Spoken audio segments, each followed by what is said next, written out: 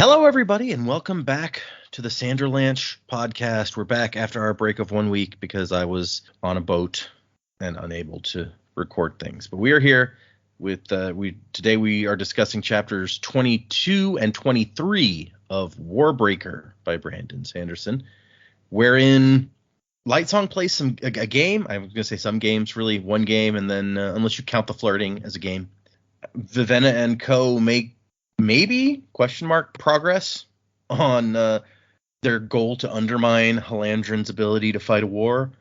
And then Lightsong and Blushweaver meet Mercy Star, and we hear a little bit about the other side of the perspective. Last time we saw Vasher invade Mercy Star's palace, and now we see the other side of that coin. So I'm Data, and with me today is Joe, Jamie, and Dak. Everyone's here. Yay. So hang on to something, everybody. The Sanderlanche is about to begin. To emerge and to breathe anew, for a purpose so far from my own. And this world I've awoken to seems familiar but somehow unknown. And the branches of gold on the skyline reach out to the sweep of the stars. The beginnings and endings of lifetimes, a guidance of light from afar. Down, down, down. So yeah, we had two chapters. The first one, a pretty long chapter. What did you guys think of these two? Hey, I mean, yeah, it was a long chapter. You're not joking around. Yeah, I think you mentioned it earlier. Not a lot actually happens in these chapters. Not a ton anyway. It's mostly just inner monologue stuff. But, you know, with all that being said, I actually really enjoyed these chapters. I'm finally interested in what Lightsong's doing as opposed to the rest of the book where I have not been interested in what he's doing. I like mysteries, so even though we kind of know what happened, there's obviously like another layer to Vasher infiltrating Mercy Star's palace that we don't know. So I am interested in that from his perspective. So yeah, that was pretty cool. The stuff with Vivenna, interesting. We got a few little knowledge nuggets sprinkled in here. We've got some maybe backing to Dak's theory that Denth is not who he appears to be. Showed us some pretty badass moves. And so yeah, that's interesting stuff for sure. I'm excited to see what happens next. Yeah. It definitely came up before. Like, if they're just these regular old mercenaries, then you know what's so impressive. And now it's like, oh no, he's apparently really impressive because according to him, at least, people are just like, oh yeah, they just want to see how awesome my swordsmanship is. Right. I will say, like, the whole drab thing, which I think the book touched on this before, but like people not being able to sense drabs when they have a lot of biochroma. That's interesting to me. It's like, well, then could you use drabs to like infiltrate places with lots of biochroma because nobody would like sense them? But anyway, that's an interesting point. I don't know that we've seen like somebody using their life sense as like a guard sort of thing, but I could see how if that was a thing that people did. And yeah, it seems like a reasonable thing to have a guard do is like, yeah, keep a lookout, have some life sense going so that if somebody comes by, you know. Yeah, well, it's just like, you know, she remarks, because she's not used to the biochroma, that like people are surprising her now, drabs and lifeless, because it's like she can't sense them, so she doesn't like think about them being there. Yeah, and I guess it really is. You know, she's not used to, like, she's always had one breath, which I guess gives you, it seems to indicate at least some degree of like it's like that's how you know when somebody's watching you. And so they're like that's what you attribute that to, even if you just have the one breath, and it's just like enhanced if you have a bunch. So, but I guess she's not used to like it being as sharp as it is, but she's gotten used to it pretty quick. If she's just like, yeah, like I'm surprised when it doesn't happen now. I mean, I guess that's just, it's not even something that she had to learn. It's like it existed in her body, and now it's like a part of her experience. So it's right, like, yeah. It's not something that like she had to teach herself how to do. It just was there. Yeah, it would be weird to have, and like I said, I guess it's not a new sense because they said it's just enhanced, but it's almost like getting a whole new sense to add to your five senses or whatever. I feel like it would be disconcerting. I think the sense that maybe added there is like the sense that everything is connected, like color, sound, pitch, all that stuff. Like, I feel like the way it's described, these biochromatic stuff, it's like it makes you feel like the entire world is connected. So you have this sense of connectedness that your body didn't experience before. And when it could be jarring to see a drab in that sense because it's like they're disconnected. Yeah. So, because I'm assuming biochroma is investiture. So, like, if you're talking about everything is invested in the entire planet, the colors, the sounds, the smells, and then you have a thing or object that exists, and you sense the connectedness between everything, and you have a thing or an object that exists that is not connected, it would when you visually see it or feel that it's disconnected, it would be a little jarring, I feel like. Yeah, that's a good point.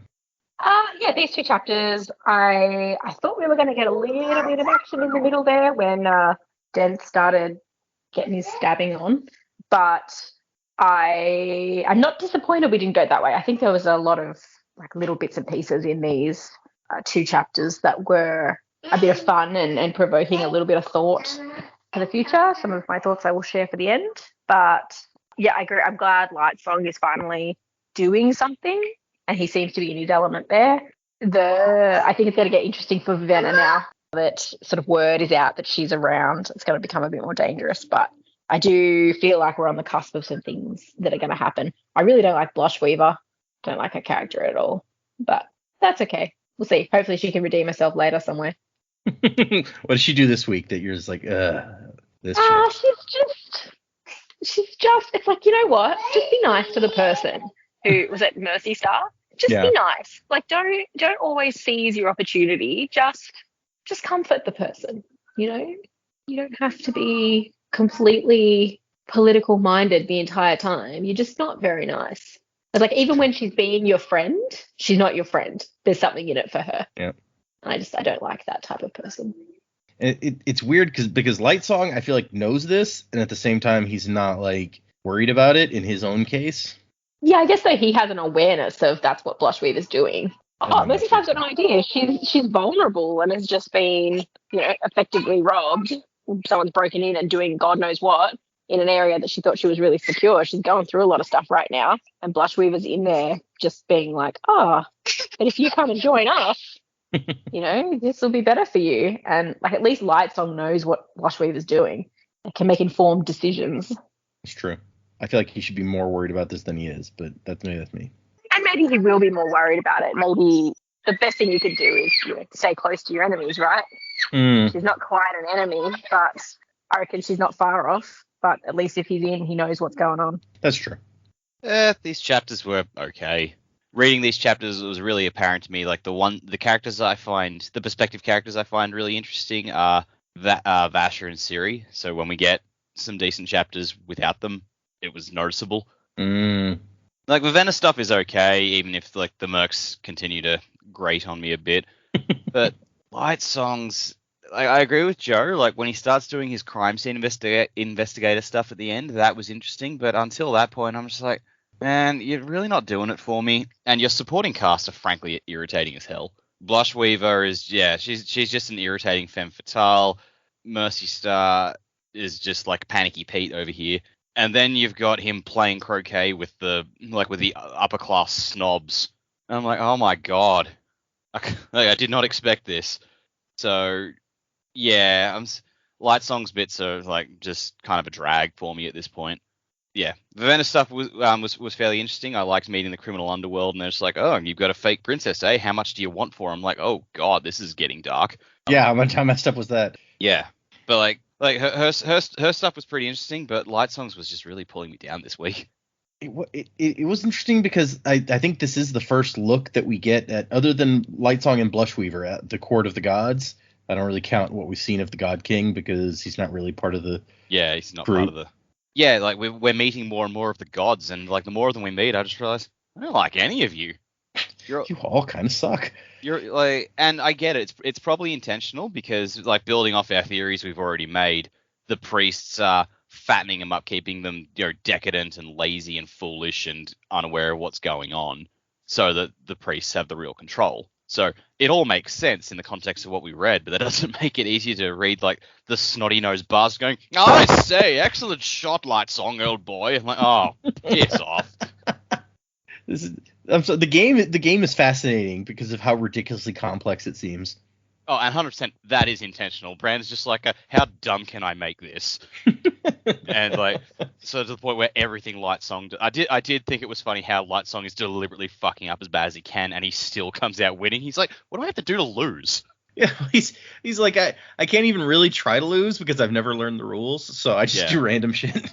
Yeah, like I will grant that was very funny, but like as soon as the gods he was with started talking, I'm just like, I hate all of you. I think one of the annotations is like, I'm sure fans will come up with the rules for this game at some point. I'm not sure they have, but probably someone has tried. I want to create a rival to Quidditch that's somehow even more ludicrous. Yeah, well, I don't know. Quidditch has always bothered me because of how unimportant all the positions are except for Harry's. Yeah, like it's like a deeply offensive sport to me in some ways, but this one is just so strange. Yeah, well, they tried to make up for it, right, with the fourth book. The person that caught the snitch didn't win. Yeah. I think she had to go out of her way to start including those things specifically because people had that complaint. Yeah, it's true. And so it's like, well, but look, it happens at the World Cup, but at the same time it's like, okay, yeah, but that's like if you had to make, how many would there'd be like 10 touchdowns or 15 or something, or like 30 or 50 baskets in basketball before it mattered. Yeah, it's like any of those baskets.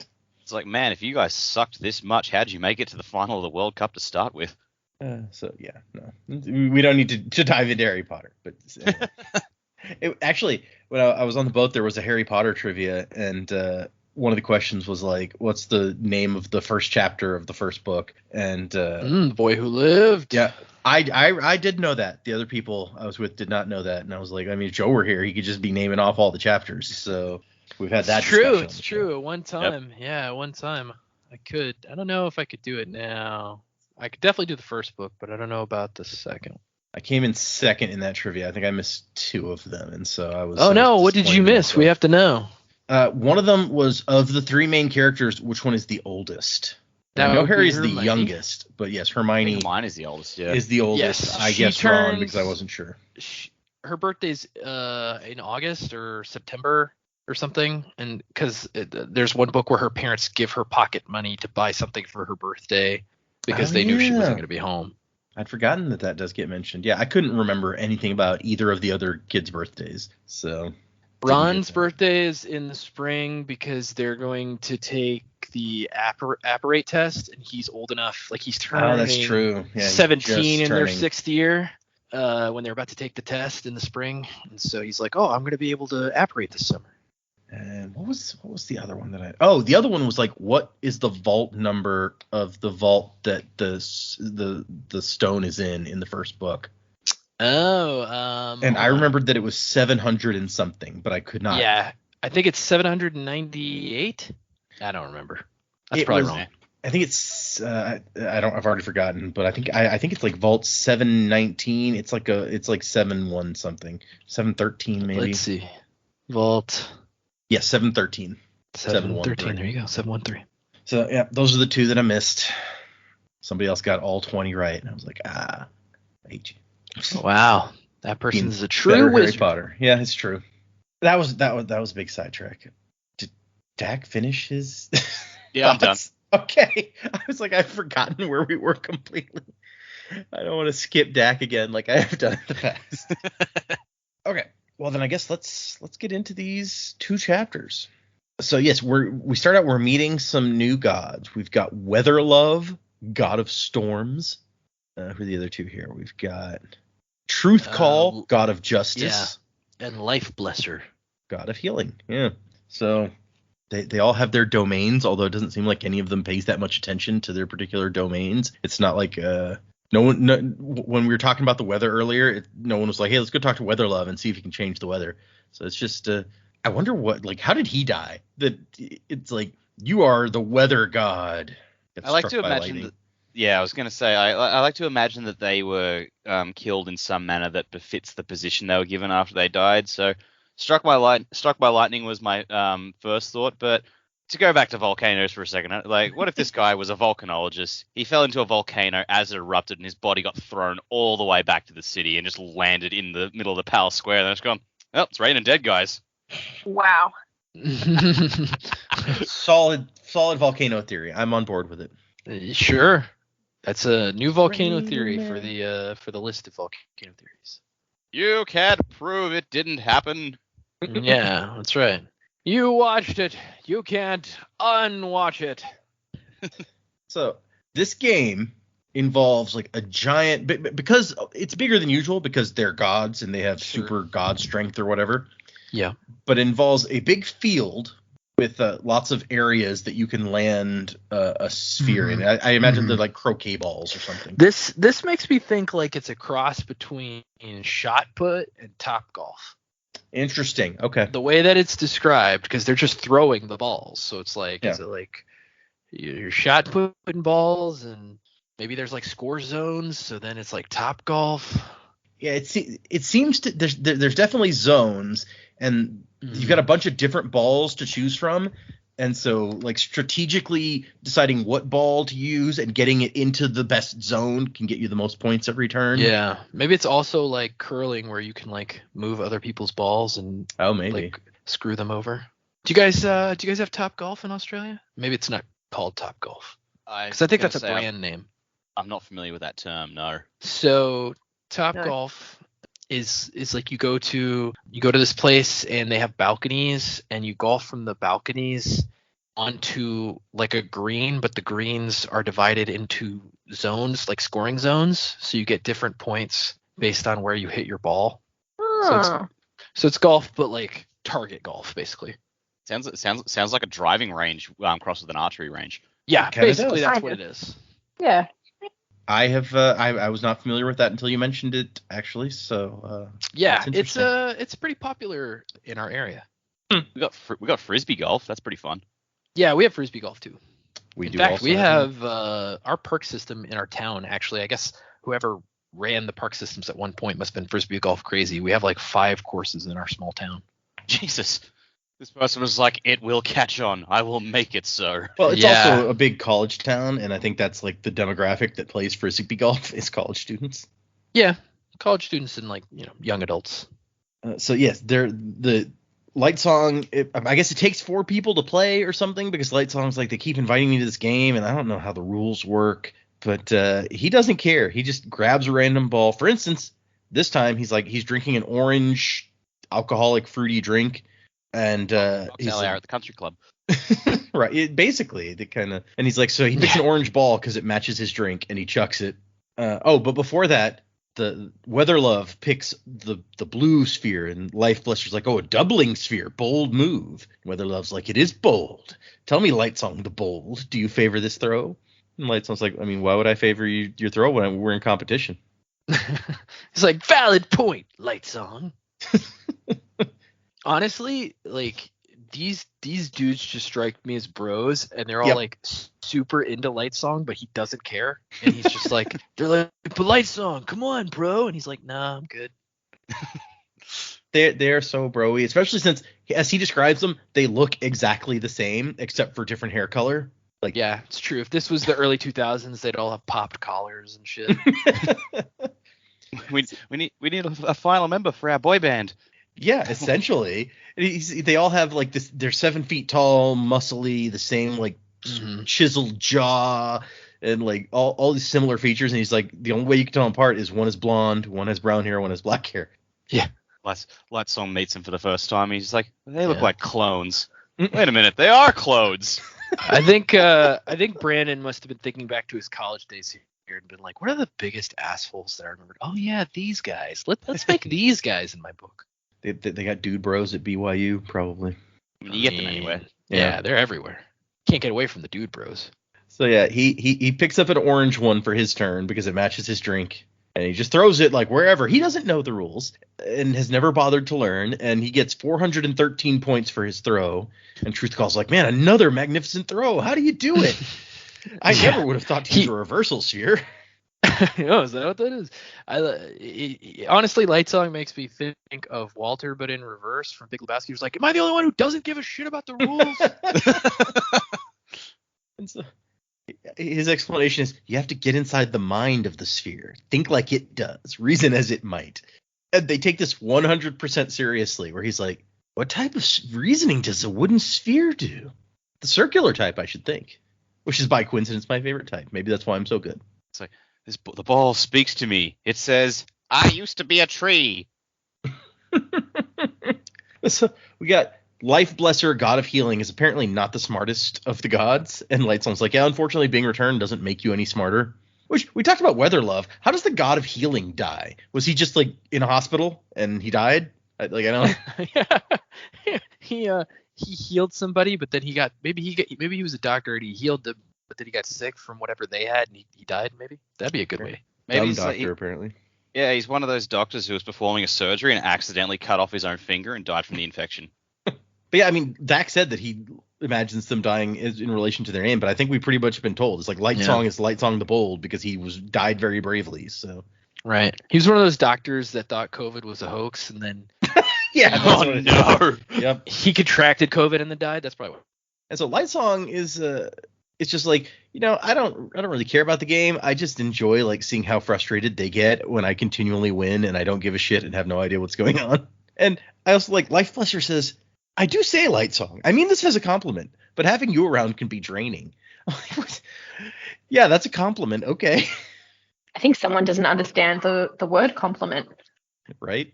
And then Lightsong gets another throw because no, you achieved the crown pairing during your last toss, remember? And he's like, yeah, right, yeah, that thing.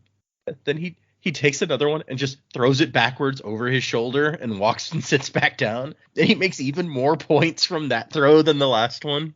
And they're like, no, you're just showing off. It's like, yeah. It just kind of reminds me of in Friends, is it Cups? Yes, and they're Cups. trying to make Joey win his money back, and they just change the rules. It's like, you just got the crown pairing. Like, you get to go again. And just to, like, they're equally messing with him as Lightsong's messing with them. That would be hilarious. There actually are no rules. They're just trying to butter him up. So it's like, okay, no matter what he does, you got to say that he won. Okay, we're on this. I do like where, in his opinion, it revealed an inherent flaw in the game that the one who knew least about it tended to do the best. Which, yeah, it kind of, unless Jamie and Dak are correct that they're intentionally letting him win. These days don't seem like the kind to let him win, but maybe they have more political acumen than he gives them credit for. And he even says, like, if I understood the rules, I'd lose on purpose just so that they would stop insisting I come and play with them. Truth Call, God of Justice, wears a martial style in colors of maroon and white.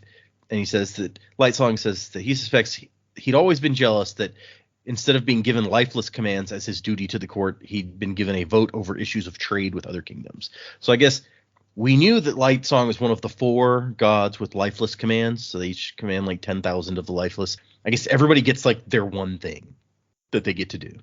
And this guy gets to vote on trade. You just know the god of cleanliness is out there. It's like, I've got control of the fucking sewer system. Yeah, I'm not sure.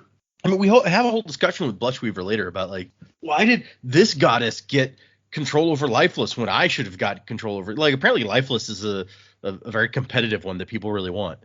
And I'm not sure that there's a logical... It may just be like, when one of the gods dies or whatever, they give their vote or control or whatever to the next one that comes along. So it may be like luck of the draw. Because, like, what happens if you get, like, a guy dies and comes back and becomes the god of war, and you're like, well, we got to give him lifeless commands, right? Like, he's the god of war. Well, who do we take them from? We've already got 4 guys with lifeless commands. They might not take kindly to having their shit taken away. Put him on the list. Yeah. There's a wait list. That makes sense. Yeah, they're just like, yeah, once what's her face gives his breath away, then you'll get the commands. And so these other 3 gods start trying to pump him for information, like, oh, you talked to the queen, huh? What's she got going on? And he's just like, he doesn't like these guys that much, and also they're always playing these political games, and they're not all that great at it. It's especially the one dumb one. Yeah, well, they're dude bros. Of course, they're not good at politics. Life Blesser says that series ignorance has to be an act. They couldn't have sent somebody that dumb. And Truth Call's like, I mean, she's Idrian. They barely have any people in their biggest city. Like, they probably don't even understand politics. And Weatherlove comes out and he's like, I mean, even if she's well trained by their standards, she'll be easy to manipulate for us.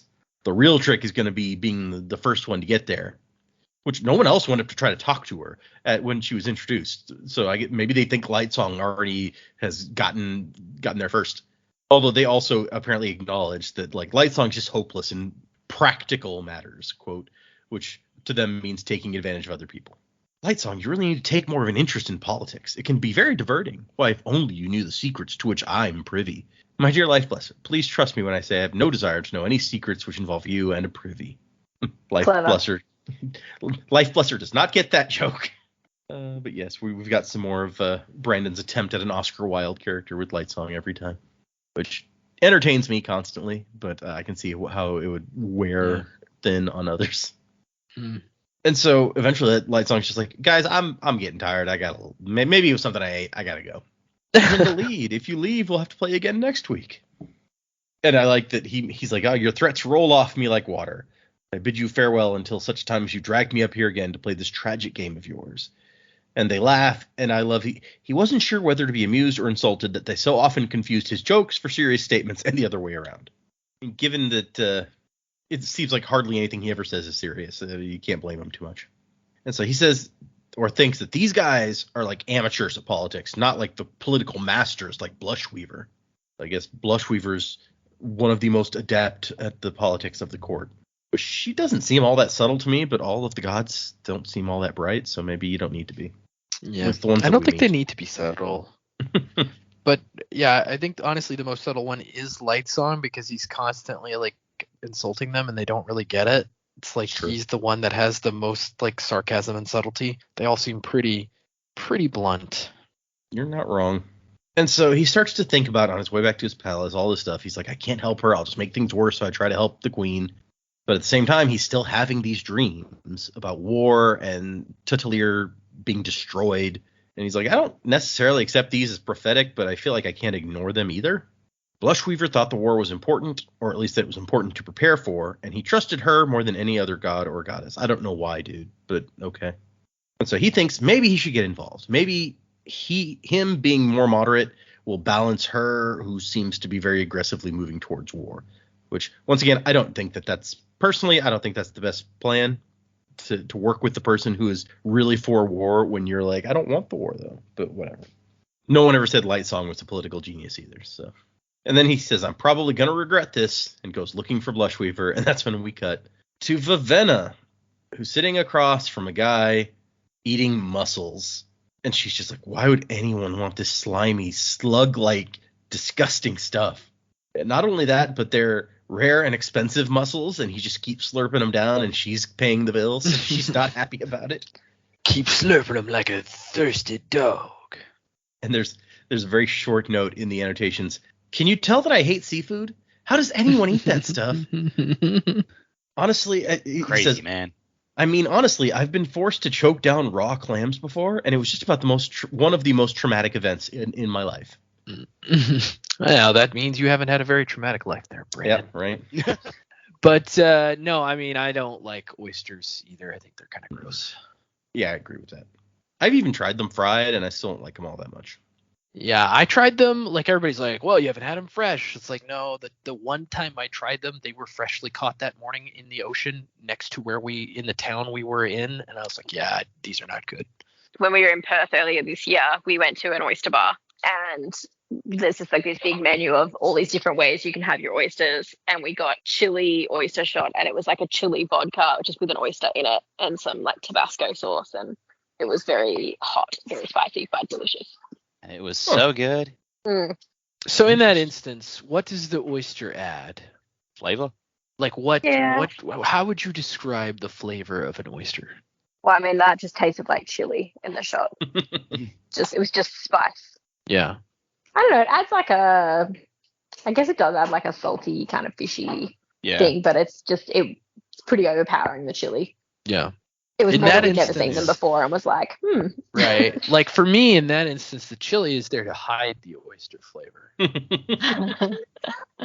I don't know. Like so many of the ways you can eat oysters involves having like a chili or a spice with it in some way. So I don't know.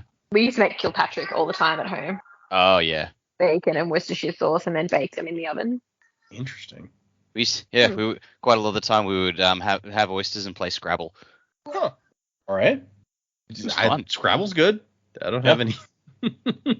It's very civilized, you know. You like we're here with our oysters and playing Scrabble. You feel very classy. Sorry, now I'm looking up oysters Kilpatrick. The first recipe is Australian oysters Kilpatrick, so maybe an Australian there we go. Yeah, so if you're not a big fan of the oyster flavour, I mean, you don't have to eat them, but it's definitely like a smoky bacon, Worcestershire sauce, parsley kind of cooked in it. And so it definitely does disguise some of the oyster flavour, and you still kind of do it like a shot off the shell. Okay. Yeah. But we've also done then like lobster tails Kilpatrick or something like that as well. So if you were into other seafood, there's definitely stuff you can do with the same recipe. Now you say lobster with bacon and some moisture and some cook. See that sounds much better to me. But it is pretty delicious. Yep, lobsters are the best. I like lobster sometimes, but my issue is that I don't feel like there's that much taste to it, other than like usually like you get it with a lot of butter, so it'll be buttery. But I'm just like, I don't know that I'm getting enough good taste out of this for how much lobster tends to cost. So that's why I'm like, if you cook it with some other stuff, like use some bacon, some sauce, some other like that, I could see it being very good. There's an incredible seafood restaurant actually in Sydney that we're going to in September. Dak's never been, but depending on how much time you've got in Sydney when you come, we should take you if you do like seafood. It's amazing. Interesting. Okay. Yeah, I have no idea how long I'm gonna be there. I still need to get in. Failing that, the Sydney fish markets are like right at the pier, so there's heaps of seafood places. That's always nice. Okay, back to what we were doing. Back to Brandon and his irrational hatred of seafood. Yep. I mean, he's from Utah. They don't have any.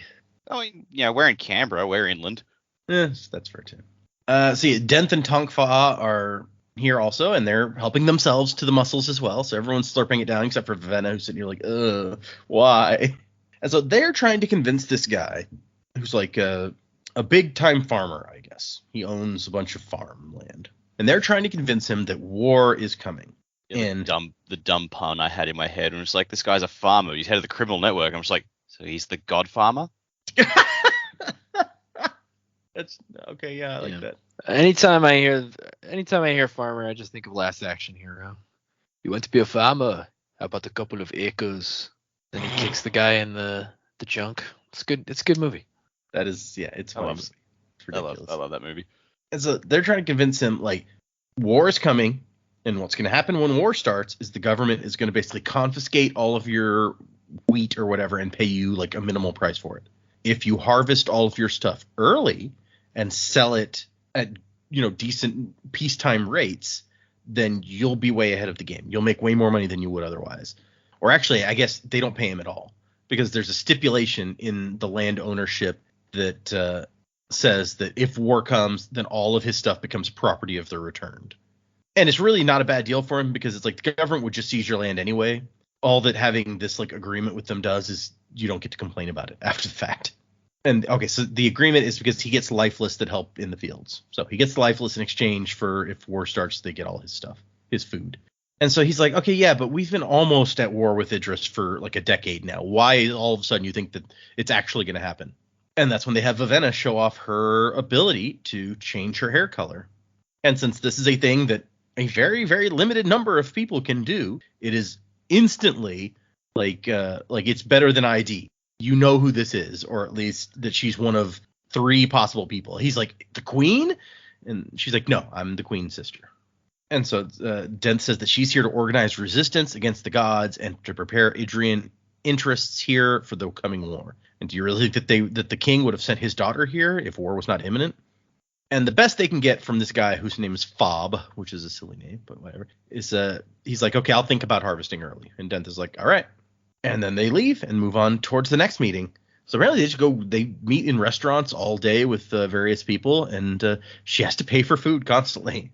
And Tongfa and Denth apparently they're like, yeah, we'll eat food while we're sitting in the restaurant, of course, whatever we're having. And we find out a little bit about Claude the Lifeless. Jules has the command phrases to control him, and We found out how lifeless work a little bit when Vasher created the squirrel one, but Denth kind of outlines it again here somewhere. It's like there's a security phrase that prevents other people from giving instructions to a lifeless. The thing about lifeless, why they're useful, is that other people can give instructions to them. It's not like other awakenings where you give one-time instructions. Plus, lifeless can remember a long list of complicated orders and are generally good about not misunderstanding them. They retain a bit of their humanity, I guess. And she's like, okay, so what's the security phrase? And he's like, I'll have to ask Jules if you can have it. So apparently the lifeless guy, Claude, is her area, and he's not going to, despite being kind of the leader of this group, he's not going to tread on her area of expertise here without permission. And Jules is chatting to the lifeless, and she's like, does she always talk to it like that? And Denth is like, yeah. And she says, that doesn't seem very healthy. And then he gets like a kind of far off, troubled look. And so there is a bit in the annotations I was going to pull out here at this point. So you remember that they had another member of their group who died named R. Steele. And what he says is, yes, Claude is R. Steele, in case you were wondering. After Vasher killed him, Denth's team decided to have him made into a lifeless. Partly because R. Steele was such a capable warrior, they knew he'd make for an excellently skilled lifeless. It isn't as good as having R. Steele himself, but Claude is probably the greatest lifeless sword fighter in existence right now in the world. That's kind of sad. I mean, yep. That's really sad. That's fucked up. Also, that seems like a crucial part of their characters and like their history with Vasher. Why is that being thrown out in the annotations and not the text? Also, another tidbit that never comes up, he says, is that Jules was in love with R. Steele, which is the primary reason she joined Denth's team in the first place. Again, how the fuck is this not part of the text? This is crucial. Well, and kind of explains Dent, like, sort of lost look. It's like, yeah, it's not really healthy. Oh, wow. Yeah, that's not good. And then he says there's a lot more involved there, and he ends that bit with, I'm afraid that's another story that we'll have to wait for the sequel. So there's a lot of this background stuff is stuff that he wants to get into, but does not in this book, essentially, is what he's saying. And then this annotation finishes with, Jules is still in love with him. And yes, she still sleeps with him on occasion. And yes, she's a little bit unhinged emotionally and mentally because of his death. Big yikes. Yeah, right? This is just getting ickier and ickier. What's that one? Is it a movie or a book where it's like, we can't have all these? Oh, no. I know what it is. It's the Spoonie experiment review of Final Fantasy X, where he's like, all these dead guys walking around trying to get with our alive chicks. I actually rewatched that like a couple of weeks ago randomly. That's a deep cut. Go check out the Spoonie experiment Final Fantasy X review. If you're into Final Fantasy, it's worth watching. There was a movie maybe 10, 15 years ago. It had like Renfield, dude who played Beast in X-Men. He was a zombie and he fell in love with a living chick. And I think that was the core conflict in the end. Was like the zombies learned to love again, and like some of the humans refused to accept that. So that was the fight. Yeah. Was it Warm Bodies? That's the one. Yep. 10 years ago, 2013. Oh, really? Huh. Always remember that movie. Never remember the title. Never saw it. That guy's aging. That guy has aged very well. He's a good looking dude, and he looks the same. Yeah. Plus, he's doing pretty well for himself. He's killing it on like the weird little indie comedy route. That's true. I mean, it's not like Renfield was hitting it big, but it was an entertaining movie. There was that, and there's that TV show he does with Elle Fanning about Catherine the Great. I've only seen like little snippets here and there. I haven't actually sat down and properly watched it, but apparently it's fucking hysterical. Yeah, he plays her husband. Yeah. I didn't know there was a show about Catherine the Great. It's called The Great. Okay, yeah. That makes sense. Up to like, I don't know how many seasons now. Also in a TV show called Crossing Swords. I don't know what that was about. And he played J.R.R. Tolkien in a movie called Tolkien. Never seen it, but I want to. Biopics are becoming a pretty big thing in recent years. We got a few interesting ones coming out this year, like Oppenheimer later this month, and then Joaquin Phoenix is playing like Napoleon. Does that really count as a biopic, or is that more of a historical war movie? I don't know, actually. That's a good point. There's a Leonard Bernstein movie. Sorry, now I got distracted from biopics. Yeah, we've digressed very far now. Yeah. We're talking about this lady being icky, still making love to her dead lover. Her corpse boyfriend. Yeah, that's a thing. Yep. So yeah, that's obviously you had to touch on that annotation when we got to Sure. I guess have to is one word for it. And then to distract from that, we have Tonk Fa with a new pet. He's got a monkey. And she's like, what happened to the parrot? Exactly. I was taking notes, and I'm like, what the fuck happened to the parrot? What did he do to the parrot? He just not feed it? Yeah, Denth is like, Tonks isn't very good with pets. Yeah, and Tonk feed on it. Tonk Fa's like, parrots are boring anyway. Monkeys are much more interesting. He's like, parrots are boring. Like, I'm mad about what happened with that parrot, so it was boring. Yeah. Right. That's the real story, is what happened to the parrot. Maybe it's like off screen. He actually just reenacted that episode of Futurama where Fry bought the parrot and it got killed by Santa. Yeah, it's true. Tinny Tim gets some dinner. Yeah, no. Yep. But yeah, we're going off to the next restaurant to meet a new guy, and this guy is Grable. That's his name. So they go in the restaurant and they sit down, and then Grable takes a seat at the next table over, and Dent's like, oh, what? Geez, we're paranoid, huh?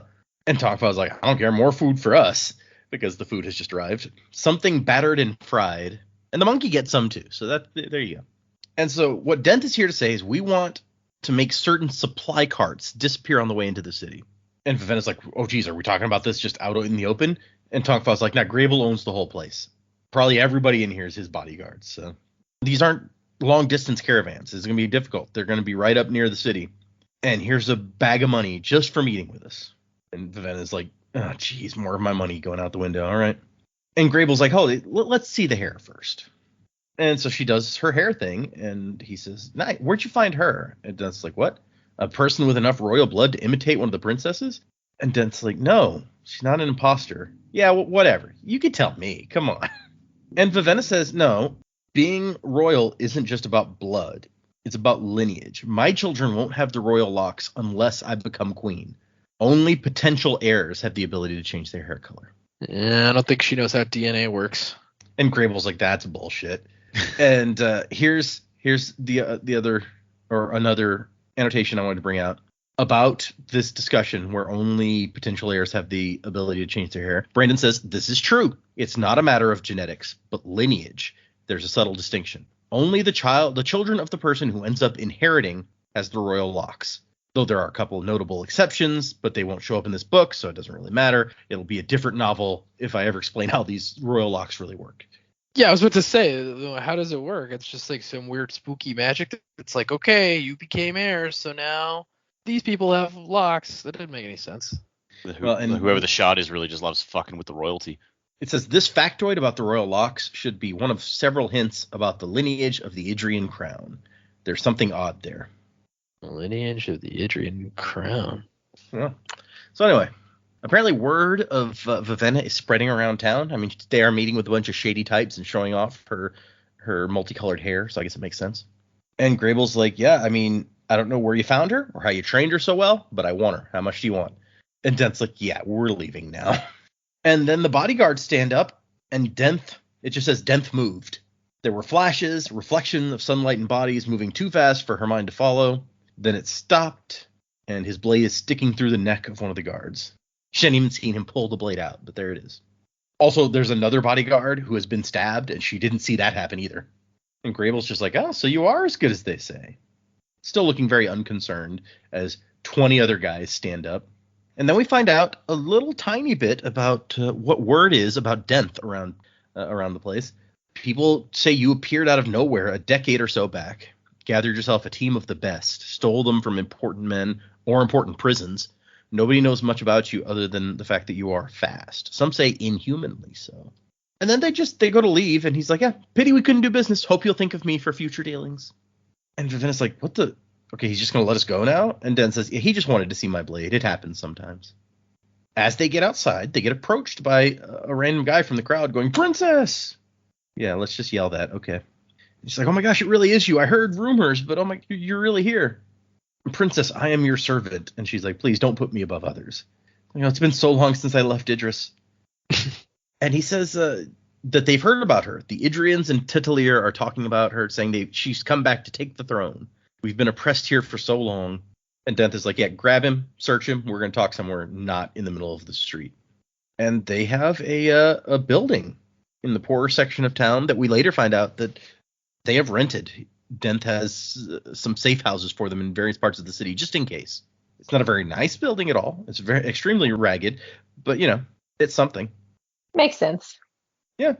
There's faded colors in the alley, which she says it feels weird because everything is so bright here in Titalier.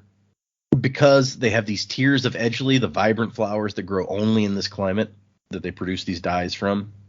And this is also where we realize that Vivenna can't feel that the life sense can't feel Jules. So she's like, oh my gosh, she has no breath. She's a drab. And Jules never notices when Vivenna is watching her. So whatever sense it is that make you look around after somebody's staring at you, she doesn't have that. And Vivenna's like, oh, poor woman. I should be nicer to her. So based on what we know now, the assumption is she used her breath to revive her dead boyfriend? No, I feel like there's a discussion of that in these chapters. Is there not? Yeah, I think Tongfa Dent specifically says that she sold her breath her parents sold her breath to one of the gods when she was a child. Oh, I forgot that bit. And so they're gonna interrogate this guy, and he's like, Princess, you don't have to be involved in this. Jules can take you back while we question this guy. She's like, no, I want to hear what he has to say. And so he's like, first of all, tell us how you actually knew the princess was going to be at that particular restaurant. He's like, no, I just happened to be walking around. And Tongfa cracks his knuckles. And the guy's like, okay, I run jobs for one of the bosses in the city. Little things, nothing big. When you're one of us, you take what jobs you can get. And Dennis like, what do you mean one of us? And he says, Idrians. And Dennis like, I've seen lots of Idrians in good positions in the city. You can't say that like you're also oppressed or whatever. And he's like, nah, they have money. When you have money, you can do what you want. But if you're just an ordinary guy, people look at your clothing, listen to your accent, and then they find somebody else to do their work. They say we're not trustworthy, or that we're boring, or that we steal. And Vivenna's like, well, do you? And he's like, well, I mean, sometimes. Not at first. I just do it when my boss tells me to. But his boss found out about this meeting that was going on and sold that information to some people, and he overheard it. And Dent is like, friend, I think you should just forget this whole thing. But Vivenna, she's like, hey, no, I want to talk to this guy some more. Like, if stuff is so bad here, why don't you go back to Idris? And it's like, I can't afford to. I mean, that's like weeks of travel. You need money for that. And there's lots of us here, and we're all like, none of us can afford to go. And so she wants to meet with some of the Idrians because she's like, I have come here to help you. So you set up a meeting. She says, how do I contact you? He's asked around for Yed. That's my boss. And then he leaves, and Dent says, Jules, follow him. Which made me think she's going to go kill the guy, but I don't think that's what actually happens. So. And Tongfa is sad because they let the guy go so fast. And Dent's like, oh, geez, now he's going to be sullen the rest of the day. I never get to be the bad guy anymore. Arsteel always got to be the mean one. And she tells Tongfa, you can be the mean one next time. Promise? Yes. Can I yell at them? Sure. Can I growl at them? Sure. Can I break fingers? No. Not even the unimportant ones? I mean, people have 5. The little ones don't even do that much. And then they start laughing, and she's like, you guys, it's your ridiculous sense of humor. I can never tell when you're being serious or ridiculous. And Tongfa's like, that's what makes it funny. Which, that's fair. But Dent has decided they're going to lay low for a few hours just to make sure Grable isn't going to come after them. I think he was probably just testing us, but just in case. We're going to play it safe. That's why we have these safe houses. And then he's like, but, just stay away from the windows. Just to be safe. And she's worried that things are taking too long here in Titalier. Her father should have gotten her letter 2 weeks ago, and so he could be sending people to come get her back. She's thinking maybe I should be going back. She's kind of conflicted about remaining here and doing what she's doing. And Dent doesn't like the idea of her meeting with these Idrians because it's going to be hard to protect her. But she wants to do it anyway. She has to do something to help these people. She also still wants to help her sister, which you guys may have noticed that we haven't heard any progress towards that.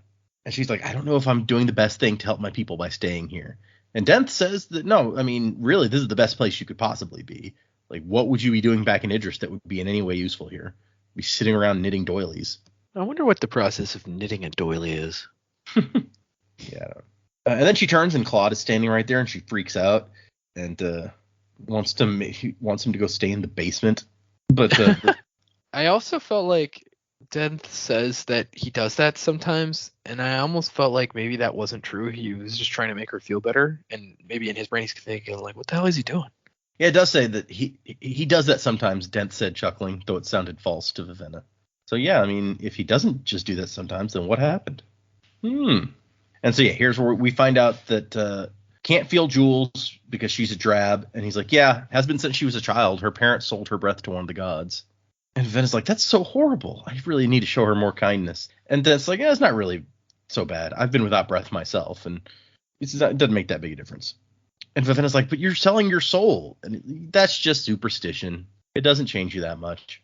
And that's another thing that I want to pull out here. So from the annotations, he says, Vivenna is right about what happens to a person when they lose their breath. It is part of your soul. And without one, you're more prone to depression. You get sick more easily. You're generally more irritable. I include this mention here because I'm betting most people who read the book side with Dent and assume he's right when he talks about these things. But don't be too judgmental on the Idrians. Yes, they are biased, but the Halandran are too in a lot of ways. It's not as simple as one side being right and the other wrong. In this case, the Idrian teachings are mostly correct, and most Halandran are looking for a justification when they say giving one's breath isn't all that damaging to them. Giving up one's breath isn't all that damaging. So a little more look into how that works. And so Vivenna's just like, whatever. Like, you call my stuff superstitious, but I could turn those words back on you. And why would you even bother buying a breath back if it didn't actually matter? And eventually they decide to care. After Jules comes back and says the guy is who he says he was, she's asked around. Then Dent is like, okay, we can go back to the house. That's the end of chapter 22, our very long chapter here. And we move into 23. Lightsong and Blushweaver. She's enjoying the art of one of the city's master gardeners. And because they can't leave the city of the gods, a master gardener has to bring flower beds to them. So there's hundreds of planters and pots and vases with flowers in them, and he has people arrange them in patterns to please the gods. What a weird, yes, and like what a weird, strenuous job. And Brandon talks about a little bit where he's like, I kind of like this concept of a gardener is like makes an art form out of moving stuff around on the fly. They have all these servants with these different pots, and they rush around and they put them down and they retreat and leave them there for a few moments and then repeat. It's like synchronized swimming, but with plants. Sounds exhausting. Yeah, it does. And so Blushweaver's like, Lightsong, visiting a lady in her home. How charmingly forward. Well, enough of this small talk. Let's retire to the bedroom. She's not a small talk lady. And he has a sheet of paper where he's written down how their conversation would go. And he's like, no, please read this. To start, Blushweaver says something mildly suggestive. And she's like, I mean, I invited you to the bedroom. That's kind of blatant. I underestimated you. Please continue. Lightsong then says something so incredibly charming and clever that she's left stunned by his brilliance and cannot speak for several minutes. She's like, really? Do I really have to read this crap? But it ends with like, and then Lightsong apologizes for being so distant lately. And she's like, does this mean you're ready to be part of my plans? He's just like, go on, keep talking, keep reading my words. Yes. He's like a weird writer who's like super into his own words that he's just like, no, don't mess with my script. Read my words. I put a lot of effort into this. You will finish it. Yeah, dance, puppet, dance. It's like Joss Whedon. Apparently, he's not a fan of improv. Or he's like that dude in that video where he's like, I made you a pot of hot Kool-Aid. It's like, I don't want hot Kool-Aid. It's like, I want you to drink it. Would you like some coffee? No thanks. I'm gonna drink the damn coffee. I made this for you. So Lightsong agrees to join her, but it says, I don't think the queen is involved in a plot to take the throne. I'm convinced. It's like, well, then why are you agreeing to join me? Because I intend to see that you don't crush her or the rest of us. My dear Lightsong, I assure you that I'm harmless. Yeah, okay. You keep telling yourself that, love. He says, I doubt that. And she's like, now, you should never point out a lady's departure from strict truth. Women are allowed to lie. You just have to take it. Lightsong, come on, get with the program. And then she's like, okay, I'm glad you're here. We got work to do. Work? That sounds like work. And so they start walking through the area where the gardener is rearranging his garden. And so he has to quickly like create a path for them. It says, as if he's a conductor of a botanical orchestra. Walking? That wasn't part of the deal. Yeah, exactly. Lightsong's about to take his suicide pill. This isn't interactive, damn it. And the little section ends with, he's complaining about work, and she's like, don't be tedious. This is going to be fun. Mercy Star got attacked last night. And we cut straight to them discussing with Mercy Star. Oh, my dear, it was positively tragic.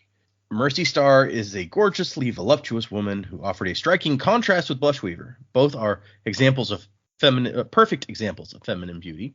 Just that Blushweaver was simply the slim yet busty type, while Mercy Star was the curvaceous yet busty type. Well, it's good to know that they stick with the theme.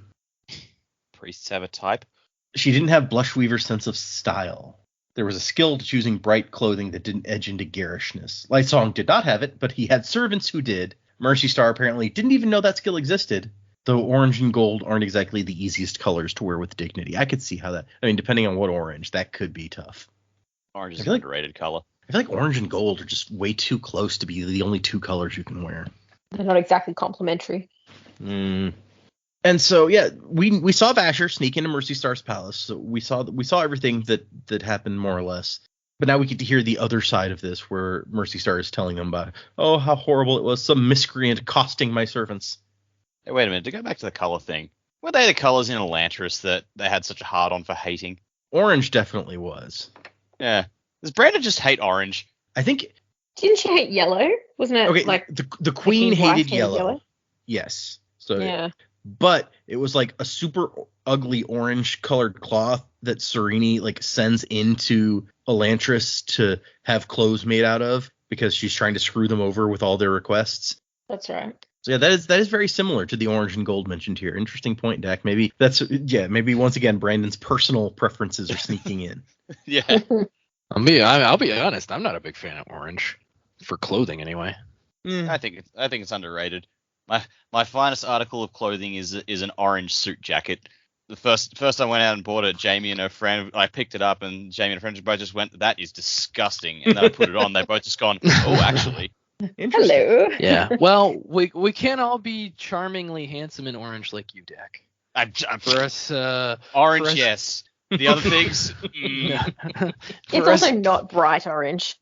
Yeah, see that's it the is like thing. a rust orange. See, for us darker-haired fellows, it's not as easy to pull off. I had I think the only orange article of clothing, I had an orange lantern shirt at one point. I don't think I still do. Nice. And Mercy Star's just like, the guards at the gate are supposed to prevent these kind of things. What do we do? Why do we even have walls if anybody can just walk in and violate our homes? I don't feel safe anymore. And I like Blushweaver's. I'm sure the guards will be more diligent in the future. It's fine. While I agree, Blushweaver's not comforting. Also, nothing happened to Mercy Star, so there's really not much to comfort. It's like really your guards just got beat up, and killed. Yeah. Nothing happened to you. But I guess it's from her perspective, it could be similar. Like, these are her guards. Like, she might actually be really friendly with her staff. Could be. And is actually aghast that these are my people. How dare someone come and hurt my people? She's like, that was my favorite one to sleep with. How dare you? Yeah. I sort of picked up more that it was an invasion of her space. Like, it's just not heard of. You don't come into a god's palace, and it's like now they think it's okay to come into the god's palaces. Like, where will it end? Such a travesty. I mean, yeah, she says it's her home, and so it's like if somebody broke into your home while you were there, even if they didn't hurt anything, that would be very disturbing. To be fair, that is my reaction if I ever find a cockroach in the house. I'm just like, you bring this into my house? How dare you? Yeah, that's fair. Yeah, you cockroach. But Blushweaver immediately directs the conversation into making Mercy Star believe that it must have been an Idrian who broke in. Like, who else would be so disrespectful of our religion and propriety and tradition? Had to be an Idrian. And then Blushweaver's like, I mean, did you ever wonder why the king sent their youngest daughter instead of the oldest? And Mercy Star's like, they did? So really, she's been paying no attention to what's been going on. She's really not helping the whole, man, these gods are idiots. It's not. And so Blushweaver's like, hey, look, maybe you want to join up with Lightsong here and myself. We're trying to be prepared in case something happens. And Lightsong takes Blushweaver aside. He's like, what are you doing? Like, what's going on here? And she's like, I'm recruiting. We need her lifeless commands. And he's like, but I don't necessarily know that we do. We may not need to go to war. And Blushweaver's like, I mean, I'm just being careful, making preparations. It's like, oh, okay then. And she's like, you don't really think it was a coincidence that someone broke into, as war is approaching, someone broke into the palace of one of the four returned who holds lifeless commands. And we, of course, know that Vasher did not choose her for that reason. He had his own set of reasons why he decided to break into this particular one. But it's this ongoing theme throughout the book. People like looking for answers and thinking they have them, and actually like the explanation is significantly, if not mundane, then on completely the wrong track. Right. Because they're all so self-obsessed, they assume everything that happens is related to the thing they're obsessed with in some way. Yep. Kind of a natural instinct, but yeah, it can lead you astray. Yep. And Mercy Star's just like, I mean, I don't understand why the Idrians would do something like that. There's going to be a god king with royal blood on our throne. And Blushweaver's like, yeah, but couldn't you also interpret that same thing as an Idrian king with Halandran blood on the throne? And then Mercy Star looks at Lightsong and is like, do you believe this? And he's like, why do people look at me like that? I do everything I can to discourage that sort of behavior, but they still act like I'm a moral authority for some reason. I mean, you're a god, but so is she, to be fair. Also, it's like, well, you showed up for this little consultation, so... Yeah. I did everything except I think he's so subtle and enigmatic and like sarcastic that people don't know how to read him. So usually people that aren't super intelligent will read that person as like, wow, he must be so intelligent and worthy and all these other things. And Blushweaver kind of talks her over by being like, look, we're just going to take simple precautions, talk, plan, and when we have enough evidence, we'll bring it to the God King. And Mercy Star's like, oh, yeah, okay, no, that makes sense. And they leave, and Blushweaver goes, she's a dear. And he says, yeah, you just say that because she's easy to manipulate. Of course, I positively love people who do as they should being defined as whatever I think is best. There's one thing about Mercy Star that positively annoys me. Why did she, goddess of kindness, get command of 10,000 lifeless? It's obviously a dire error in judgment because I don't have any. He says, Blushweaver, you're the goddess of honesty, communication, and interpersonal relationships. Why would you get armies? What do you call one man hitting another with a sword? That's interpersonal, which, yeah, okay. I mean, when you put it like that. I'd say kindness is actually a good fit for the army because it's like, you know, you can send them on humanitarian missions or, you know, you got to be kind enough to know when not to fight a fucking war. Exactly. Blushweaver would be like, let's go. See, I think it makes good sense. But Blushweaver just wants the army. She doesn't actually care. And then Blushweaver's like, I should think that you'd appreciate my arguments since relationships are, in fact, war, as is clear in our relationship. And then she has to poke him. It's like, Lightsong, pay attention to me. Your banter has been decidedly off today. I may just have to find someone else to play with. Like, yeah. What? Tragic. I know. Sure. Okay, cool. Thanks. So this was just a one-person break-in? She's like, supposedly, it's not important. Was anyone injured? Yeah, whatever. A couple servants, one dead, I think. Like, pay attention to me, not that. And he's like, wait, somebody died? Oh, I'm going back to talk to her. And she's like, fine, but you're going to do it without me. I have gardens to enjoy. All right, talk to you later. I just, how annoyed she is at him. The perfect way to keep this woman's attention, I think, because, you know, she wants all the attention and refusing to give it to her just makes her want his attention more, I suspect. Yeah, cool. See ya. Yeah, exactly. And so he goes back. He wants to talk to, he wants to find out more about what happened. And Mercy Star says, it's weird. Like, 2 guards were knocked unconscious, and then 4 of my servants came in, and he fought them, knocked one out, killed another one. 2 of them escaped. He says, how's the man killed? I really don't know. My priest can tell you. I was too traumatized to take in the details. Have I mentioned how thoroughly out of sorts I am? One would think you'd prefer to stay here and comfort me rather than go talk to priests. And he's like, if you know anything about me, Mercy Star, you will realize that leaving you alone is the best comfort that I can offer. Then he says, that was a joke. I'm bad at those. Scoot, are you coming? So it's just going to be Scoot and Lightsong off to interrogate the priests. And Larimar's like, what? Why are we doing this? After they leave the other priests standing around in the grass like a group of children abandoned by their parents, it says. And Lightsong's like, I don't actually know why we're doing this. I just, I feel like something odd is going on here. Wait, where's Master Lightsong going? And Larimar's like, this is very uncharacteristic of you. And he's like, I know, right? I can't say what prompted it. Curiosity, I guess. Curiosity that outweighs your desire to avoid doing, well, anything at all? And he just shrugs, like, he's feeling energized. And instead of lethargy, he has this excitement that's almost familiar. And he finds the priest and he's like, okay, you guys can tell me more about the break-in. They don't really want to, but despite not being their god, he is a god. So they have to answer his questions. And so the first 2 guards are knocked out. One is immobilized with an awakened rope, while one remained behind to delay the intruder. The other 2 ran for aid. Well, that's a nice perspective of, he stayed behind to delay the intruder, not to pick up the freaky sword that got dropped in front of him. But at the time that he was knocked unconscious, the tied up guy was still alive. But while everyone else was delayed by a lifeless animal, the tied up guy got killed, stabbed through the heart with a dueling blade.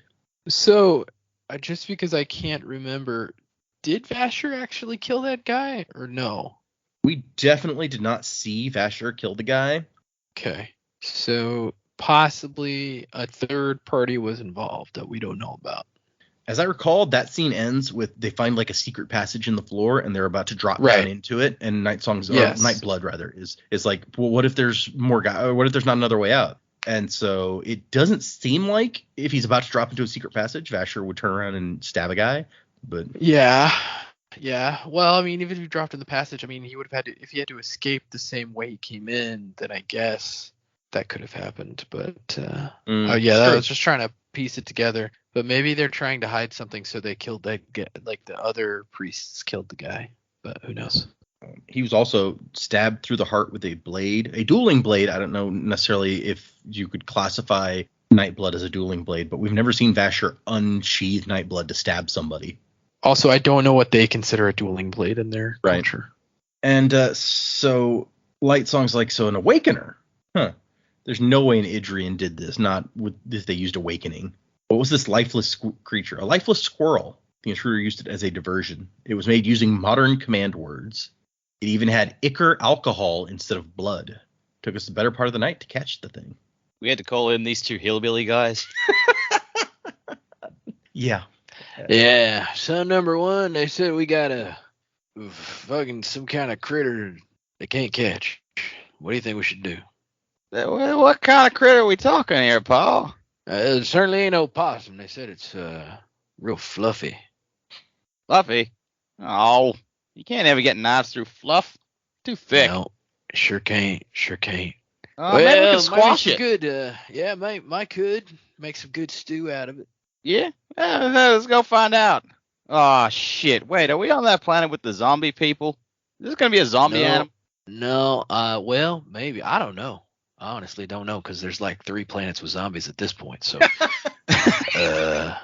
it could be, but I can't reckon. Man, Paul, we got to stop putting a zombie animals pay extra clause in our contracts. Yeah. No, you're right about that. All right. Well, yeah. I'll go get the squasher. All right. Let's do it. That was positively I don't know why you guys. Yeah, it was. I don't know why you guys bother scripting anything for Possum Hunters. You should just give you a premise and off you go. Yeah, exactly. Yeah. That was actually totally scripted. 100. That was Possum Hunters episode 2. Oh right there. yeah, that was it. You don't even have to be on the Patreon for it. There you go. Nah.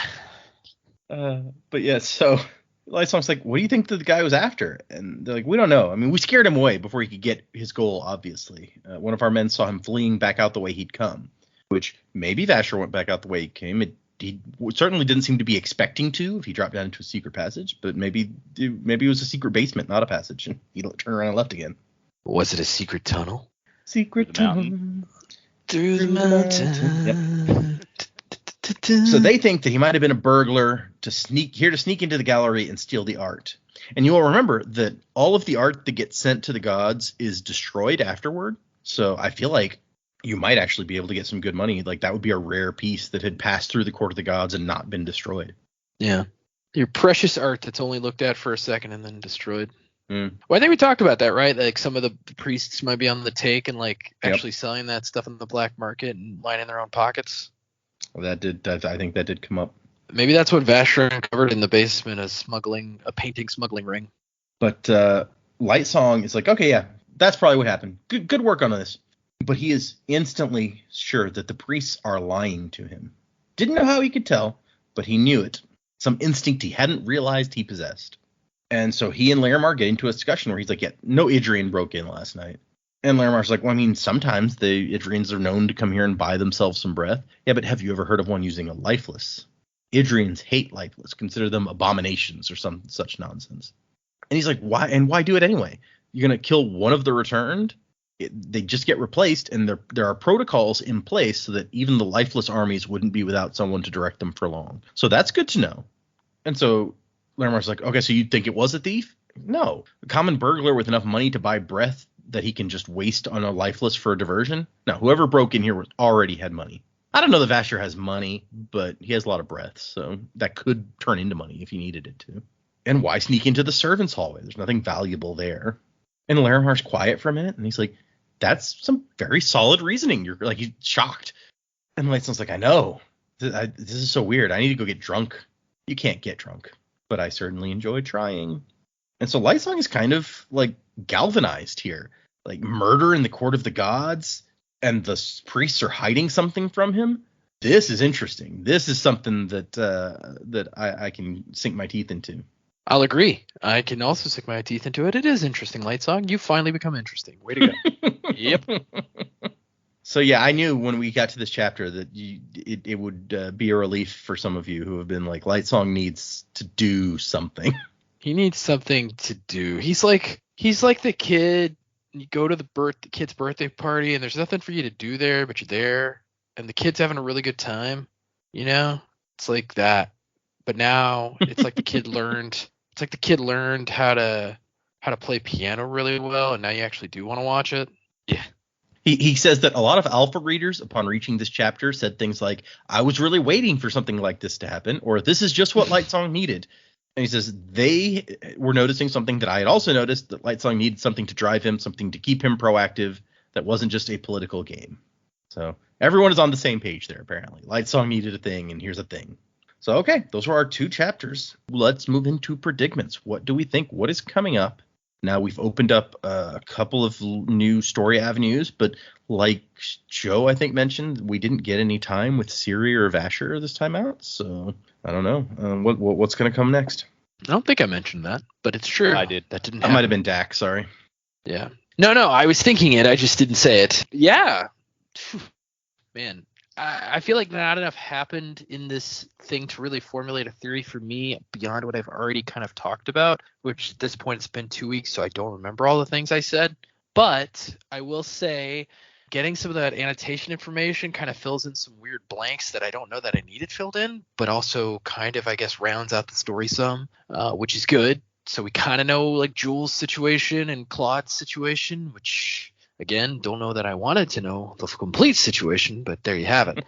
And so, yeah, I really think there's something going on with Denth. I think Dak's theories were really good on that.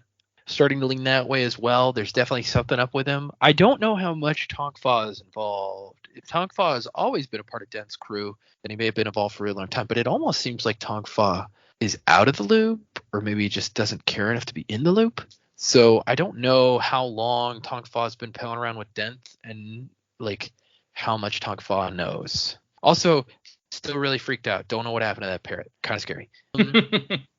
But yeah, so I think they're definitely up to something. Don't know how much Tonk Fa is involved. Don't know how much Jules is involved or Claude or whatever. Yeah, so just because I pointed it out and I need more predictions anyway, I'm going to say that there's something extra going on with Claude, some kind of lifeless thing that, or maybe it's not just Claude, maybe all lifeless are reacting to a certain amount of biochroma within a person. Or maybe it's because she's of the royal blood, but something about Vivenna is drawing Claude to her. I don't know if that's the amount of biochroma she has or because she's Idris royalty and has like crazy royal power, lineage power, whatever that means. Seeing as how it's not blood related, supposedly, lineage power. But something's pulling him towards her. And so we got that piece. Lightsong, yeah. I really want to know what Vasher found in the tunnel. Hopefully we'll pick up with him next time. Could be a painting smuggling ring, could be something more nefarious or interesting. But I think I'm gonna stick with my theory that maybe the priests actually killed the one guard priest guy because he knew too much or something. I don't know. And so there's definitely something weird going on there. Not sure if it's all the gods have secret basements. That would be interesting if they did.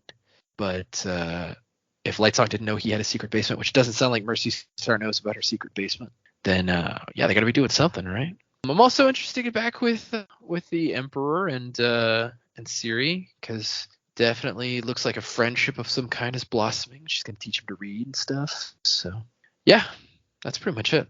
I think I always assumed that even from the first appearance of the parrot, if you have a flying pet that's not in a cage or on a leash or something, I assume that thing's gonna leave at some point. Like it's gonna take off. It's like the Mitch Hedberg joke where it's like, I wanted a parrot, but I got a tape recorder instead, because it's like a parrot that doesn't fly away. Yeah. Well, you're and again, they said he's not good with pets, but parrots, you clip their wings so they don't fly away. So yeah, I don't know. And the same thing happens like now that he's got a monkey that doesn't seem to be on a leash or anything. I'm like, unless you've had this pet for a long time and trained it, that monkey's gonna leave. Like it's gonna take off when it sees food, and you're not gonna see it again. Like, maybe that's why he's bad with pets. Is like he doesn't buy leashes. I don't know. He doesn't buy leashes. Is that going to be the running gag throughout this book? Is like he just keeps coming back with incredibly more ludicrous pets. It's like, Tongfa, what is that? A giraffe? Tongfa. One of the famous long-necked horses. Yeah. That the Koloss ride into battle. Wait, no, that's a different series, different planet. This is a like rainforest or something type climate. So the parrot and the monkey make sense. What else? Like you're gonna get like a python, jaguar. Jaguar. Yeah. Big cat. It's like he rocks up one day. It's like, oh, you don't have any pets today. It's like, no, I do. He holds up. I don't know what this is. I think they called it a bullet ant. No. It's like, oh God, no. And actually, there was I couldn't mention it at the time, but there was a reference earlier where it's like, how many of you are in the crew? And they say 3, unless you count pets. And Vivenna thinks he's talking about the bird, but actually Claude is being included in that reference, but in a subtle way, so Vivenna doesn't notice. That's even worse now. I know, right? So technically, she's sleeping with a pet. Yeah. Well, they don't. It almost seems like they don't count Jules as like a member anymore. It's like, yeah, she's here because Claude. Claude. Wait, so Jules is the pet? Sure. Is Jules Claude's pet? Is that how they say it? Yeah. It gets weirder and weirder. Yeah, no. Yeah. I think we should stop going down that path. Agreed. Well, I'm going to jump in here. So my prediction, I know now is not going to work out with the revelation of Claude and Arsteel. So I'll share it anyway and my thought process. So I thought that maybe like Arsteel was Lightsong. That's where I was going to go with my prediction, because maybe he died pretty bravely fighting. I think Denth actually got him, not Vasher. Yeah. And seeing Denth move so quickly with the blade and all that sort of stuff today, that's kind of sealed that in for me, which must make it like way worse that he's still around now.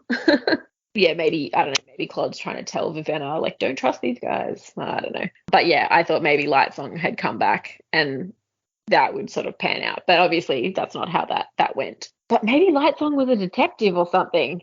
He's found his purpose. You mentioned that Arsteel was quite a talented swordsman and that he's now like the best swordsman as a lifeless. Maybe if you keep, what you're really good at, the difference, I guess, between the lifeless and the returned, maybe Lightsong has those skill sets or something. He's definitely still smart. Like, he doesn't come back smarter or anything just because he's a returned. So yeah, I think this is probably a clue into who he was before. And I think Scoot is possibly seeing that. Some of his reactions were a little bit like, oh, like I'm happy that you're doing this. I don't know, felt a little familiar. So yeah, maybe that's where that's going. Yeah, other than that, I don't really have anything new. I was pretty proud of where I was going to go with my prediction. One episode too late. But yeah, Denth, I don't think I trust him very much. Not quite sure what's really happening with the Idrians. I'd sort of forgotten about the king until they mentioned that he would have got the letter a couple of weeks ago. I was like, oh yeah. I was like, would he listen to Vivenna and take her threat seriously and like not turn up? I don't know. I'm not sure really about him. I'm very curious about the hair and the lineage and what this is supposed to be a clue about. Because at the moment, I think we've only seen people who can change their hair color and they would have it as being a direct descendant of a king. But is it only if you're like first in line? You know, like what happens if you're first in line to inherit the throne and then you have children? Are they then in line? Like if you die and then it goes to someone else, or like do you then lose your ability to change your hair if you're no longer first in line? Or I don't know. I've got so many questions now. Right. About where this would go. Can the king's hair change color? I don't know. I think we definitely saw his hair change color. Ciri and I don't remember. Ciri and Vivenna both changed their hair colors before Ciri was in line for any throne, so... Yeah, the way Vivenna says it is like her children will get the ability to change their hair color, but only if she becomes queen.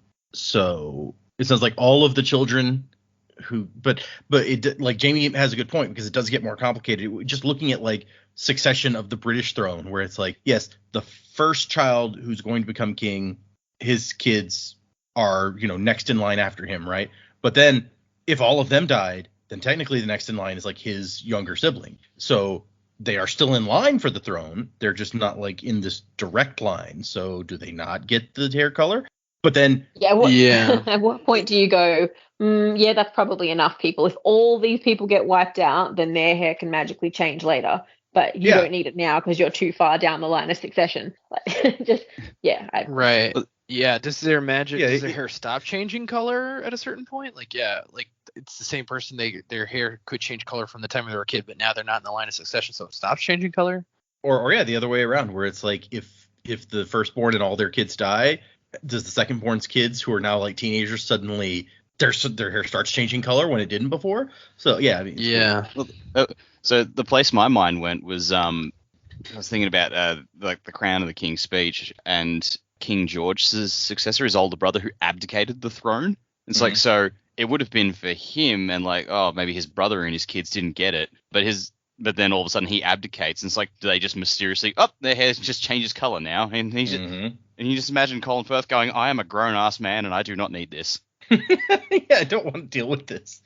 But yes, I went and looked back. Like when the king sees Ciri riding her horse in or whatever, he gets all upset, and it's like even he can't keep his hair from changing color when he's usually pretty good at maintaining it. So his hair definitely does.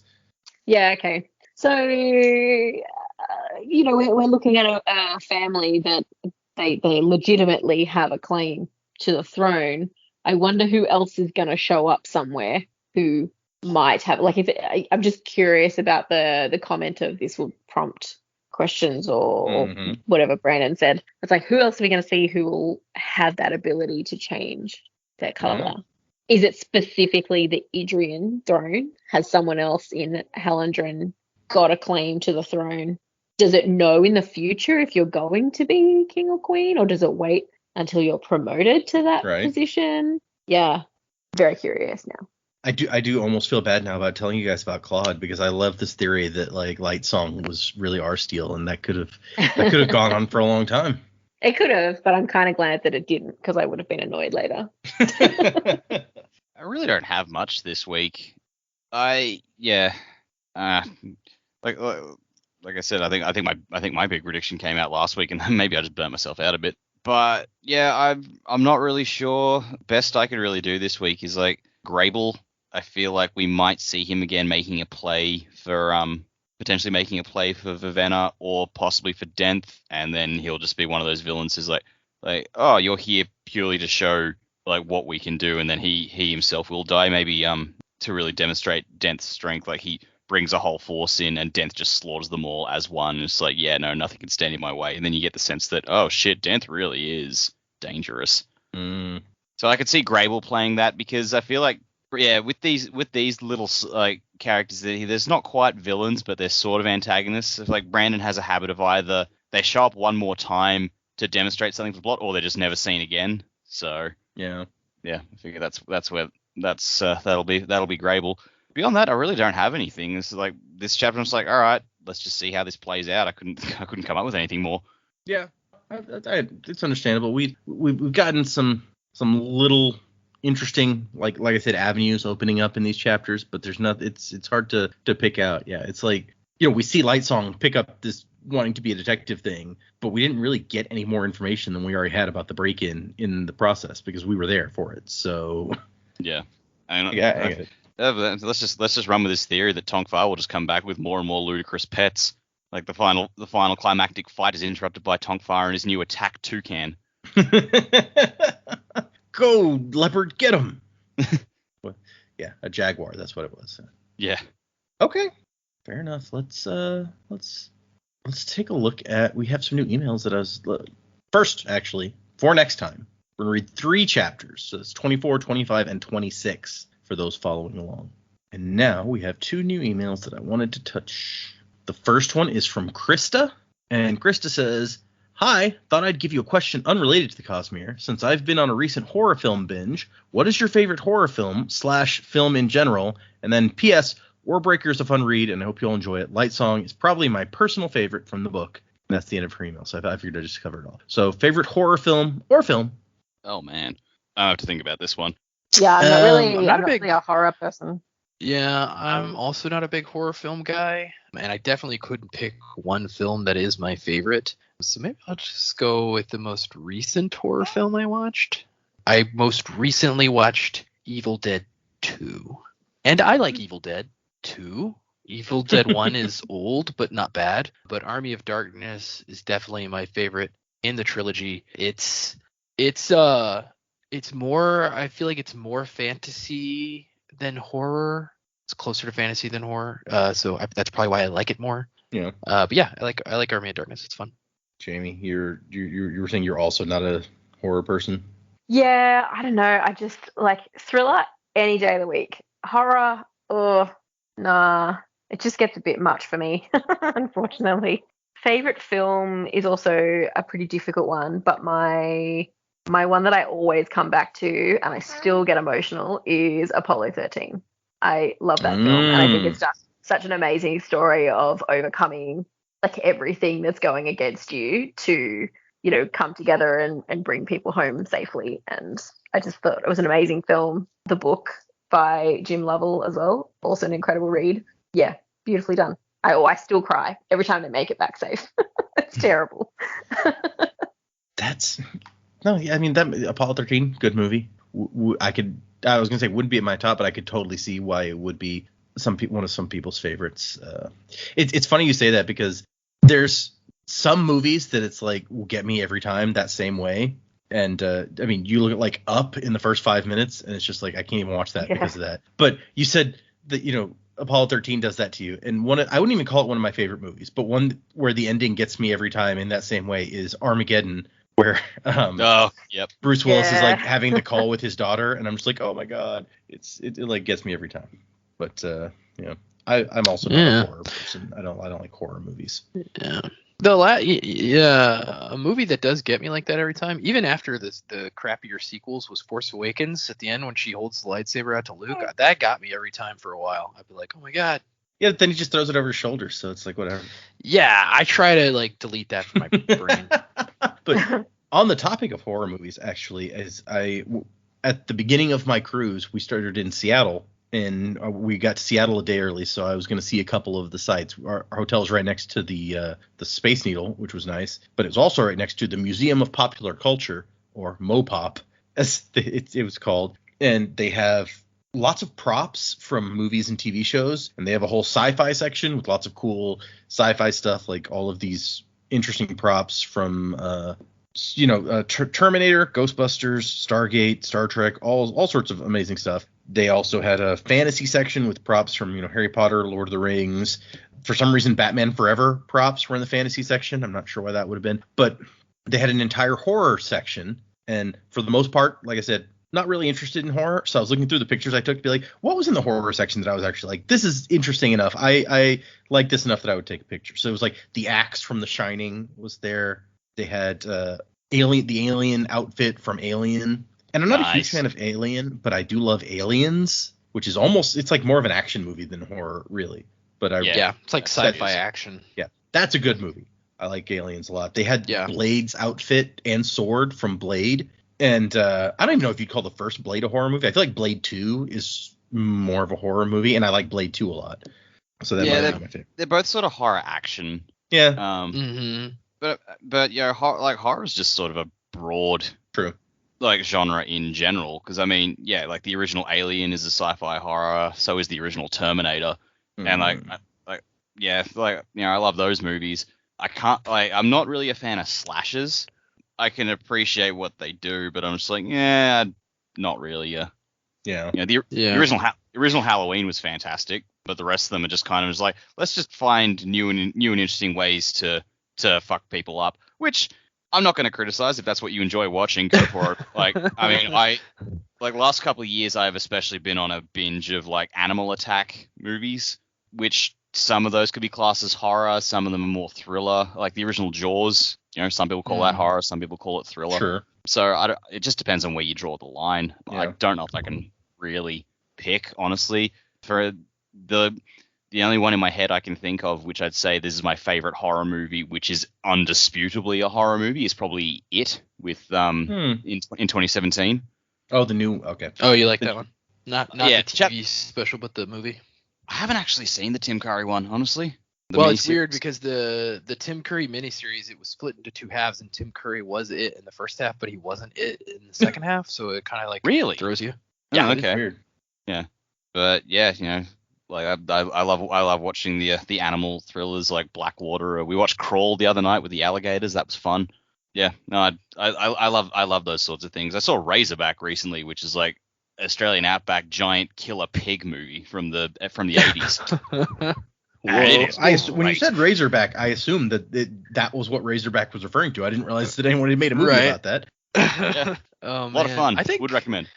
Yeah, I think of like the slasher films, because I'm with you, Dak. I'm not a huge fan of slashers, but I do like the original Halloween. I think the first Nightmare on Elm Street's actually pretty good.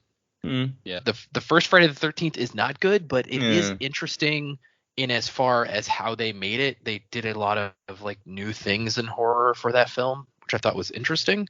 And then even though this is a really goofy one, I really like Texas Chainsaw Massacre 2. It's like weird, off the wall, ridiculous, and it's just like, it's just kind of fun to watch because you're just like, oh my god, what is going to happen next? This is crazy. Yeah. And I think that's the crucial thing. Like, if you're going in, for me at least, with horror movies, I'm like, it's got to be doing something interesting. It's not just another what's the body count going to be and what gruesome way they're going to do it. Which I think that's why the original Halloween worked when the others didn't so much, was because it was all about the tension, and it's like you could see him in the background of almost any shot, and like you knew he was coming. You're just like, what the fuck? Like, you're constantly on edge. That is good. Yeah, a more modern, I guess you would call them horrors, a more modern like slasher horror movie that I actually really enjoyed was Happy Death Day and Happy Death Day 2U. Those are fun. Those are the Groundhog Day loop ones? Yes, and they're actually pretty fun to watch. Interesting. Yeah, well, because I feel like the Groundhog Day loop is an interesting spin to put on really any kind of story, because there was that sci-fi action one with Tom Cruise, Edge of Tomorrow. That was a lot of fun. Yeah. What was I lost my train of thought. Never mind. Yeah. Grabbers is another fun one. It's like horror. It's a horror comedy about aliens invading rural Ireland, but they're allergic to alcohol. What was that horror movie where like Vince Vaughn is a killer and he switches body with the girl, so now he's in the killer's. Oh, he's in the girl's body. Yeah, was that any good? Did anybody see that? I haven't seen it, but I heard it was pretty good. It looked like it had potential. I think the girl in it was the girl who played Ant-Man's daughter in the new Ant-Man. Oh. Dak saying Grabbers made me think of Tremors because of the graboids. Classic Kevin Bacon giant worms. There's another movie that I'm like, I guess you could call it horror. I like that. Yeah. Kevin Bacon was also in the original Friday the 13th. So there you go. Was too. Also, looking through my pictures, my favorite prop from that museum is they had Mr. Pointy from Buffy the Vampire Slayer, the steak that she was. Classic. Yeah, it's great. That was in the horror section also. But anyways, so yeah, interesting. No giant horror fans on the show, I guess. I could make the argument that I am, depending on where you define it. Like things like Psycho and The Shining, of course, they're classics. I love those. It's just I think we're just fans of film, like good film. Yeah. Sometimes bad film, but yeah, it's all good. Yeah, if it's so bad that it's good, sure. Yeah. We got one other email. This one is from Peter, and Peter says, "Hey, I hope you're all doing well. Now that you're a fair way through the Cosmere, I wonder if you'd consider doing a segment on everyone's current book rankings. It might be interesting to see how everyone's lists compare and any reasoning behind them. Go well," from Peter.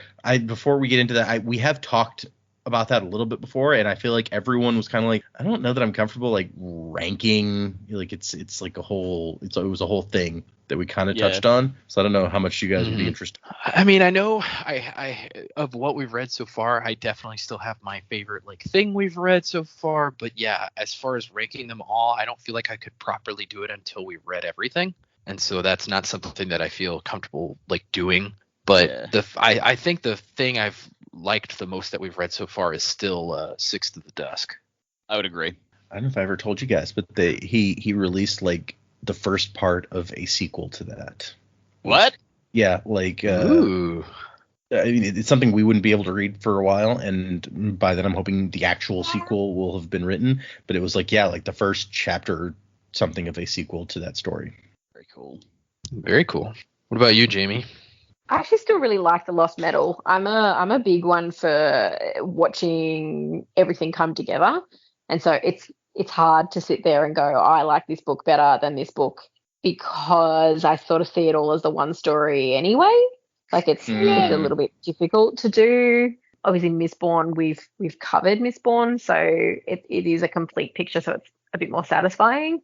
But I'm actually really enjoying Warbreaker. But obviously we're not finished that yet.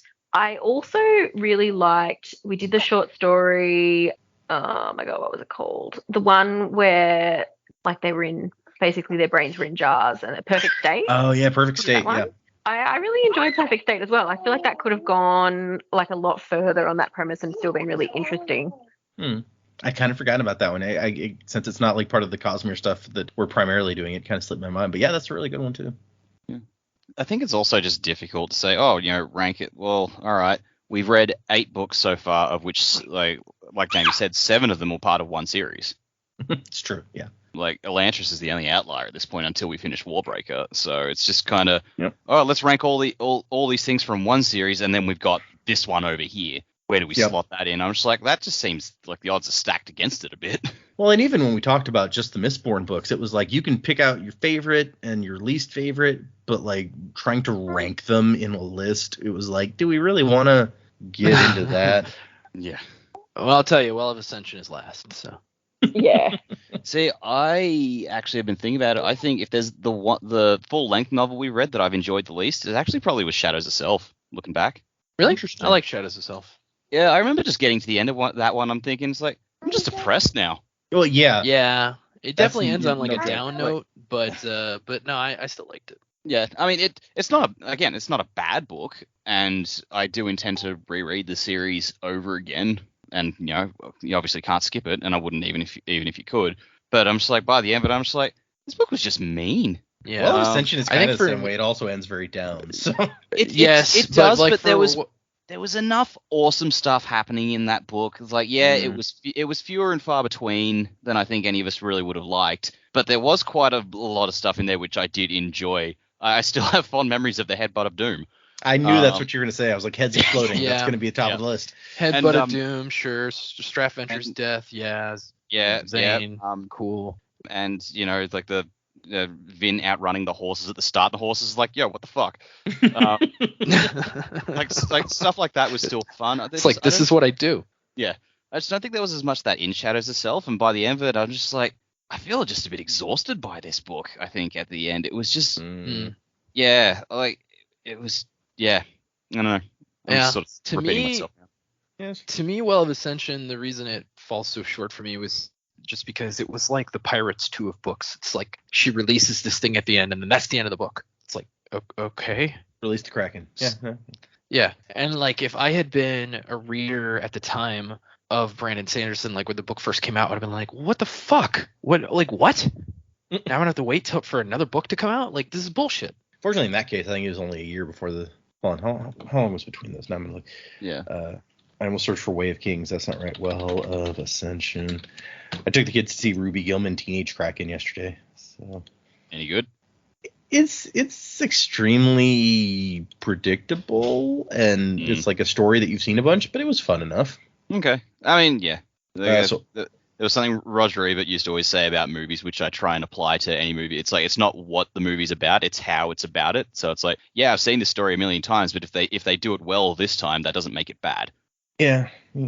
So okay, sorry, I found it. It was taking me a second. So Will of Ascension, August 2007. Hero of Ages, October 2008. So yeah, about a year. So those are our 2 emails. Thank you guys for sending emails. We have 1 new patron at the ska level. It is Pim, P-I-M. Pim, you Pim particle loving person. Possibly, I don't know. You're an archivist. You store that copper? Memories. Good. Okay. Sure. Our buddy Sayst was a famous archivist. Thank you. Well, I mean, he was a full ferrochemist, but yeah, he did use that archivist power. Yes, I know he's a full ferrochemist, but his main deal, the thing he liked to do, archive. So thank you to Pim and all of our patrons. If you're interested, you can check out the Sanderlanche on Patreon, where the most recent stuff is the unboxing of the Cell box and then the Frugal Wizard box. But by the time this comes out, I should have started releasing my read through of the new Secret Project novel that just came out at the beginning of July. Had to delay my start because I was on my cruise at the beginning. Had to wait till it get to where I could record my reactions, but I have started it now since I got back 2 days ago, and I've recorded several episodes already and edited the first one. So if you're interested in so this one is called Yumi and the Nightmare Painter. So you can hear my reactions to Yumi and the Nightmare Painter as I read it for the first time, which I really like that title. I think it's great cool. title. Yeah. Also, like the digital pack that we got. Obviously, I haven't opened the PDF of the book, but so I looked at the artwork, and man, that is a pretty cover.